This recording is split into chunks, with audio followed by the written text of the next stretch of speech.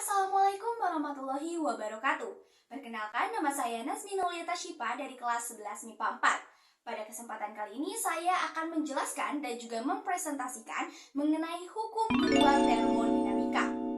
Hukum kedua termodinamika merupakan sebuah dasar hukum alam yang tidak dapat kita pungkiri, karena istilahnya pun begitu kompleks dan terdapat banyak cara untuk kita membuktikan hukum dua termodinamika. Lalu bunyi hukum kedua termodinamika ini berbunyi, kalor akan mengalir secara spontan atau alamiah dari benda dengan suhu yang tinggi kepada benda dengan suhu yang rendah, dan tidak akan mengalir secara spontan apabila dari arah sebaliknya. Itu artinya dapat kita simpulkan bahwasannya salah satu fungsi ataupun tujuan dari adanya hukum kedua termodinamika ini adalah untuk mengetahui apakah hal tersebut prosesnya berjalan secara spontan ataupun tidak. Maka dari itu untuk menjelaskannya saya akan memberikan beberapa contoh di antaranya. Yang pertama adalah di sini saya memiliki sebuah kedua buah gas yang dimana gas tersebut saya bedakan menjadi warna merah dan juga warna biru. Dan contoh yang kedua di sini adalah saya memiliki sebuah balon yang dimana balon ini telah terisi oleh udara. Dan contoh yang ketiga adalah di sini saya memiliki sebuah teh yang sudah kehilangan panasnya.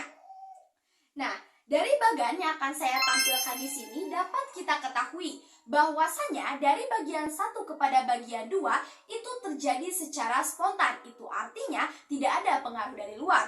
Namun bagaimana apabila arahnya dibalikan? Apakah masih terjadi secara spontan? Berdasarkan hal yang kita lakukan tadi, pastinya jawabannya adalah tidak.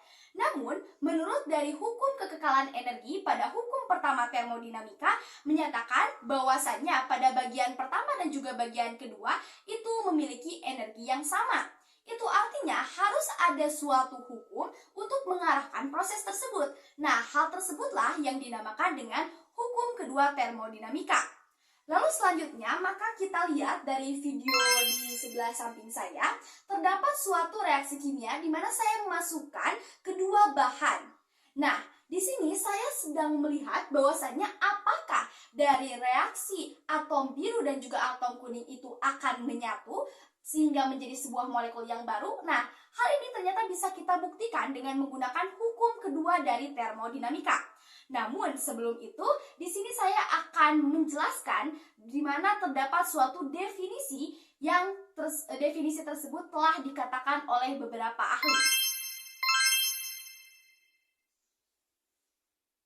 Baik, selanjutnya adalah terlahirlah sebuah teori yang dimana dikatakan oleh Rudolf Clausius, yang dimana hal tersebut berupa seperti persamaan integral kecil.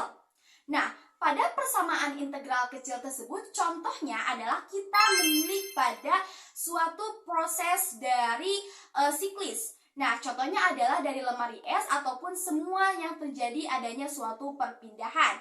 Nah, hal tersebut dibatas dan dibagi dengan suhu dari yang dibatas pula. Nah, hal tersebut akan menghasilkan suatu nilai yang bernilai kurang dari atau sama dengan 0. Selanjutnya, terdapat istilah lain pada hukum kedua termodinamika yaitu entropi.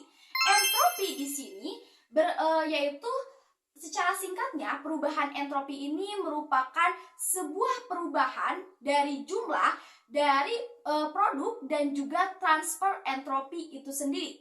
Contohnya akan kita asumsikan untuk dapat lebih memahami dari konsep ini.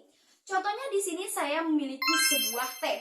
Kita tahu bahwasannya teh di sini yaitu sebagai sistem dan di luar dari tehnya adalah sebuah lingkungan. Nah, kita asumsikan yang pertama bahwasannya teh ini dapat menyerap panas. Nah, dengan 10 Joule dan memiliki suhu 45 derajat. Maka kita dapat mengetahui bahwasannya perubahan dari entalpinya yaitu dari 10 Joule dibagi dengan suhu dari teh panas itu. Lalu sedangkan dari perubahan entalpi dari lingkungannya yaitu negatif 10 Joule dibagi dengan suhu dari lingkungan itu sendiri. Namun apabila kita jumlahkan, hal tersebut memiliki nilai yang negatif, sehingga itu artinya tidak akan mempunyai asumsi yang kedua, yaitu di mana teh ini telah kehilangan panasnya. Sehingga Q-nya akan menjadi sama dengan negatif 10 Joule. Dan apabila kita jumlahkan, hal tersebut akan bernilai positif. Sehingga hal tersebut mungkin terjadi. Nah, setelah kita memahami, maka kita akan balik lagi kepada kilas tadi tentang reaksi kimia. Kita asumsikan saja bahwasanya reaksi kimia yang tadi sudah terjadi dan memiliki perubahan sebanyak delta S. Sehingga apabila kita mengetahui perubahannya, yaitu didapatlah negatif dari delta H dibagi dengan T-nya. Maka dari itu dapat kita simpulkan bahwa hal tersebut mungkin saja terjadi. Dengan catatan, apabila kuantitas dari nilainya itu lebih dari 0, maka hal tersebut memang mungkin terjadi. Sekian yang dapat saya sampaikan. Semoga dapat dipahami. Wassalamualaikum warahmatullahi wabarakatuh.